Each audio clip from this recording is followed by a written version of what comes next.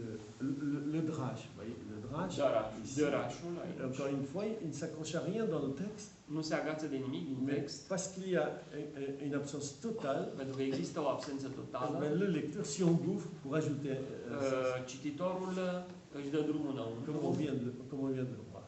așa cum am văzut, Mais tocmai am văzut. c'est pas par hasard que l'école juive dans le Talmud s'appelle Bet Midrash.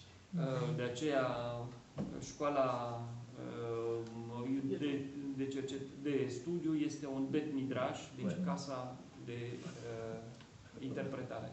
Entendez, Bet Midrash, le lieu de la recherche. Deci este locul Pas de la répétition et de la... Deci nu este locul repetiției, ci este locul cercetării. Le lieu de l'interrogation. Locul întrebării. Drash veut dire chercher. Dăraș înseamnă a căuta, questionner, a întreba, demander, a cere, exiger, a pretinde. Ouais. Vous voyez, dans Rebecca, Ați văzut de ce la Rebecca, on dit que les enfants sont trop choqués dans son sein. Deci Rebecca spunea că copiii din sânul ei s-au ciocnit. Oui. On se demande d'où l'écrivain, celui qui écrit ce texte, a su que les enfants sont trop choqués. De unde oare scriitorul a știut ce se întâmplă în sânul Rebecăi? Mercredi, Gérard va vous parler de l'humour juif. Deci, Gérard ne va vorbi miercuri despre umorul evreiesc, de la métaphysique. Care îl deține de metafizică. Si on a perdu l'humour, il est dangereux d'être juif ou chrétien. Deci dacă am pierdut umorul, atunci e periculos raportul între iudei și creștini. Vous voyez que le midrash, c'est le même processus que l'humour. Pentru că dărașul este același proces ca umorul. Quand les rabbins n'ont pas le sens du ridicule, Rabinii nu au sensul ridicolului, que du temps de Caïn, il y avait le lin, etc. că pe timpul lui Cain exista in. Riez tant que vous voulez. Puteți să râdeți oricât ați Le vrea. rabbin va inscrire dans le texte une signification importante.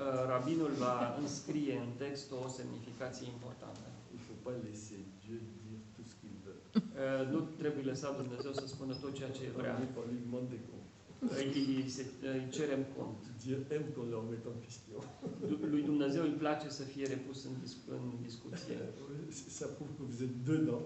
Asta înseamnă că sunteți înăuntru. Plus vous l'interrogez, vous questionnez devant lui, cu cât vă întrebați înaintea lui, et plus il veut que vous continuez.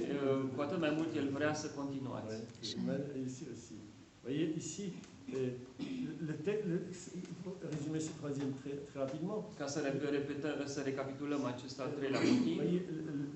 Le texte exige, textul îi cere, impune, du lecteur, de la cititor, plus qu'il ne contient. Mai mult decât el conține. C'est comme ça qu'il faut interpréter l'absence. Așa trebuie interpretată absența. Oui, oui. Donc, s'accrocher à ce manque du texte, înseamnă să te agăți de această lipsa textului pour interpréter, y répondre. Pentru a interpreta și a-i răspunde. Et vous le remplirez jamais ce manque. Și nu o să le umpleți niciodată această lipsă. Parce qu'il y a d'autres qui vont prendre leur place et la place qu'il faut respecter dans ce monde. Pentru că vor fi și alții care vor participa la această lipsă. Donc, ce deuxième ou troisième niveau. Acesta ar fi al treilea nivel. Ouais. Vous pouvez aussi, je sais pas, vous pouvez aussi voir d'autres exemples. Puteți vedea și alte exemple. Toujours pour le drache, par exemple aussi, je n'ai pas noté, mais on va pas passer notre temps là-dessus. Ce texte où l'homme et la femme entendent la voix de Dieu dans le jardin. Vous savez. Deci un alt exemplu interesant este cel în care femeia și bărbatul aud glasul lui Dumnezeu în grădină. Alors les rabbins de nouveau disent, mais qu'est-ce qu'il leur a dit? Când rabinii se întreabă ce le-a spus oare Dumnezeu. Mais la voix de Dieu, mais qu'est-ce qu'elle a dit? Alors dit. Da, deci ce a spus oare vocea lui Dumnezeu? Et selon la réponse que vous allez donner. Asta în funcție de ceea ce de răspunsul pe care îl veți da. La place que vous allez prendre dans ce monde. Locul pe care îl veți ocupa în această lipsă. Elle ne va pas parler des textes. Nu va vorbi despre Elle ne text, va pas parler de Dieu. nu va vorbi despre C'est Dumnezeu. comme ça que vous prenez conscience de vous-même. În felul acesta o să luați act despre voi înșivă. Dans l'interprétation que vous êtes en train de parler de vous-même. În funcție de întrebarea pe care o faci, te interpretezi pe tine. Donc on peut dire que le Midrash, Asta putem spune că Midrashul c'est une anthropologie. este o antropologie. Oui. C'est une voie de connaissance de soi, de, Deci o de découverte cale de de soi. cunoaștere de sine. Et on aborde le sod. Și ajungem la cel de-al patrulea.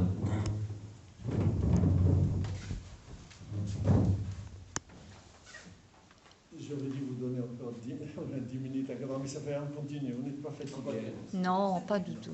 Ça, on continue, oui. Alors, le sol. Je le mets ailleurs.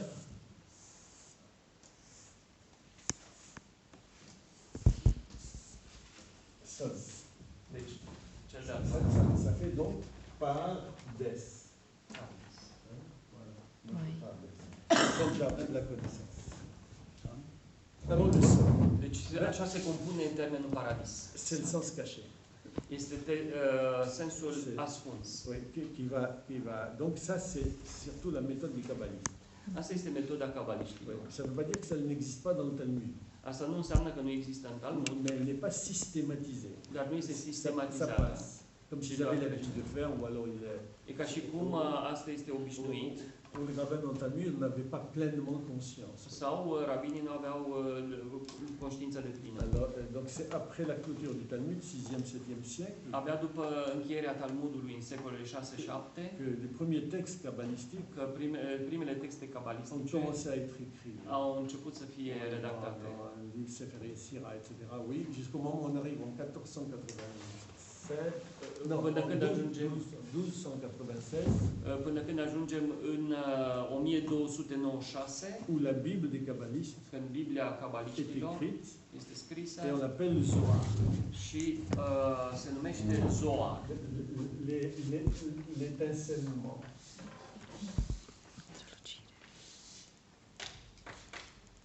Zohar, Deci Zohar. l'étincellement.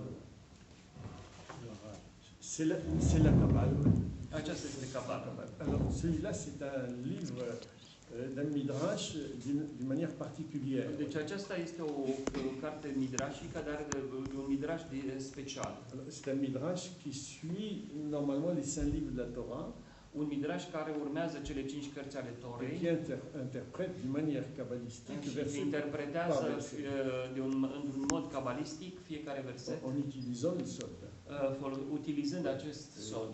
Il utilise les autres aussi, mais sa caractéristique, Le folosesc și pe celelalte, dar în mod deosebit acest tip de interpretare. Parce qu'on trouve avant et après le Zohar Pentru că și înainte și după Zohar întâlnim des textes de midrash, texte de midrash, mais qui ne suivent pas les 5 livres de la Torah. dar care nu urmează toate cele 5 cărți ale Torei. Voilà, il y en a qui les suivent, il y en a qui ne les suivent pas. Unele urmează, altele nu. Donc, sens caché, Acest sens ascuns, il n'y a aucun manque, nu există nicio lipsă, il n'y a aucun appel. nu există niciun semnal. Le texte est parfait, il est complet, il n'y a Textul rien. este complet, clar, Il ne vous demande absolument rien. nu vă cere nimic. C'est là donc la méthode du Zohar, quoi. C'est un formalisme religieux. Acesta Un e un formalism. formalism religios. On constitue un ensemble de catégories Se alcătuiesc un ansamblu de categorii qu'on appelle séphirot. care se numesc sefirot, C'est-à-dire des sphères de sens, mais le mot sfere séphir, de sens. le mot séphir veut dire écrire, veut dire compter, veut dire Acest termen lire. înseamnă și a scrie și a citi, C'est en même temps la qualité et la quantité. Voilà. indică și calitatea și Le cantitatea calcul et le limite.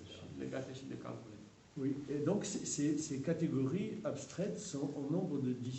Aceste categorii sunt în număr de 10, sunt abstracte, Parce que les kabbalistes les mettent en relation pentru că cabaliștii le așează în relație avec d'une part cu, pe de o parte, les 10 noms divins dans la Bible, cele 10 nume divine din Biblie, Hashem, Elohim, Shaddai, Tsevaot, Hashem, Elohim, Elohim, Shaddai, des combinaisons entre deci aceste 10 nume, ça fait qu'ils ont trouvé 10 noms, 10 interpellations possibles, 10 formes, 10 structures de relations, et c'est ça le nom.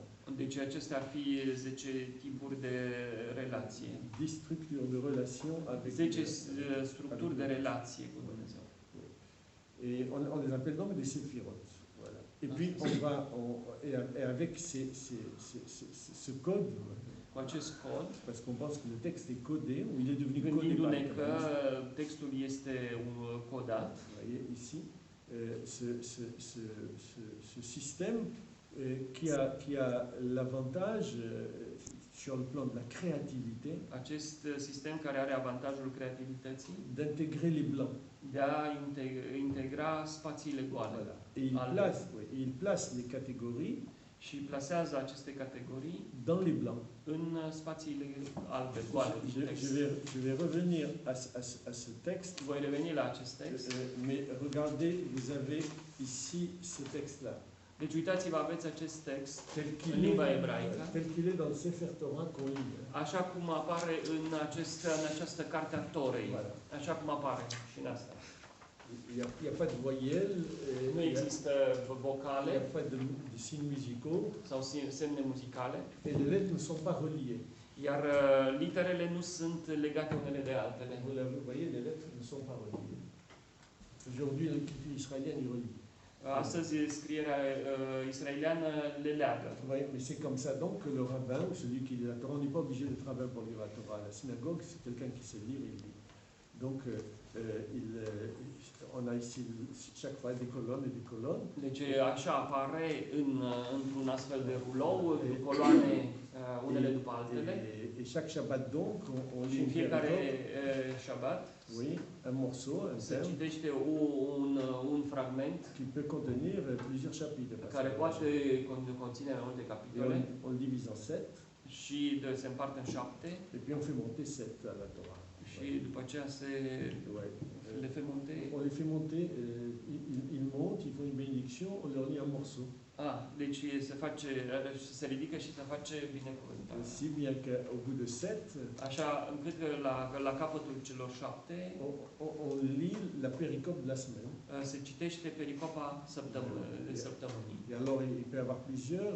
Sur Abraham, il peut y avoir 3 ou 4 péricopes. Sur Isaac, il peut y avoir une seule péricope. Da, deci există în funcție de porție, cât poate să fie o unitate mai largă cu o singură temă sau alteori cu mai multe teme. Alors, vous voyez qu'il y a des blancs qui séparent les lettres.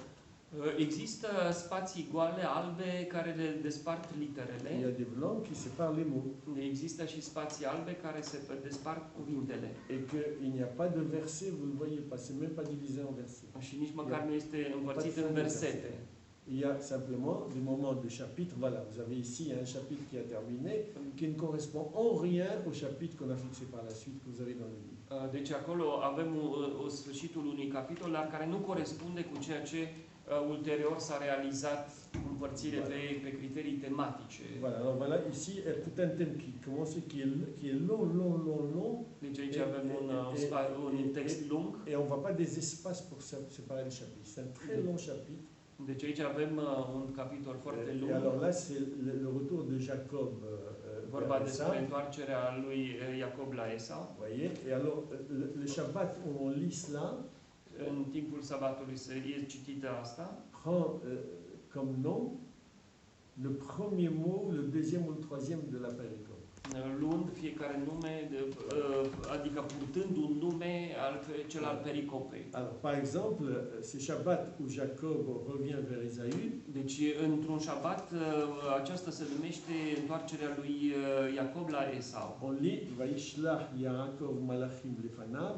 Și se citește deci această frază ebraică. Jacob a envoyé des anges, des délégués devant lui pour Esau.